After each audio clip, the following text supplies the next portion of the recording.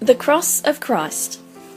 A cross made out of jewellery, either around the neck or pinned to a collar, tells the world of your faith. It symbolises a certain moral standard that Christians are to live for. And, more often than not, it brings a degree of respect from others. 2,000 years ago, the cross was not a symbol of faith, but of failure. Not of morality, but of lawlessness. Not of respect, but of shamefulness. Then, the cross was not an attractive piece of jewellery, but it loomed menacingly on the side of cobbled roadways for hundreds of miles that went from one Roman province to another. A barbaric monument for all to see that crime against the state does not pay. For Jesus, who had no room at the inn at his birth, nowhere to lay his head during his lifetime, an old wooden cross was a final place of rejection. As the hymn says, "On a hill far away stood an old rugged cross, the emblem of suffering and shame. And I loved that old cross where the dearest and best for a world of lost sinners was slain."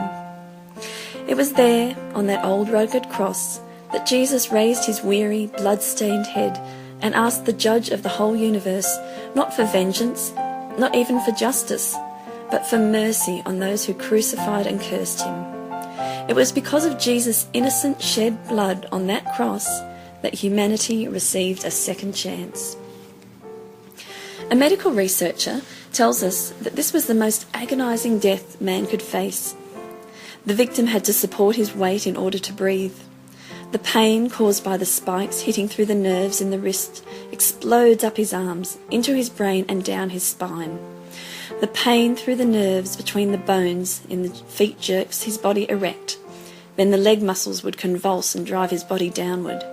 Exhaustion, shock, dehydration and paralysis destroy the victim, and in time, flies and other insects find their way to the open bleeding wounds. To think that God's purpose for allowing his only begotten Son to die such a cruel death was to save our souls from a lost eternity? The hymnist again writes, "In the old rugged cross, stained with blood so divine, a wondrous beauty I see. For it was on that old cross Jesus suffered and died, to pardon and sanctify me." To pardon means to forgive us of our sins, and to sanctify means set apart for God.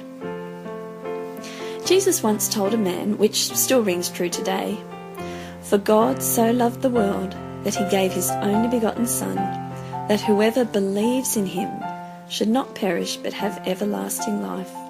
John 3:16. Will you believe in him?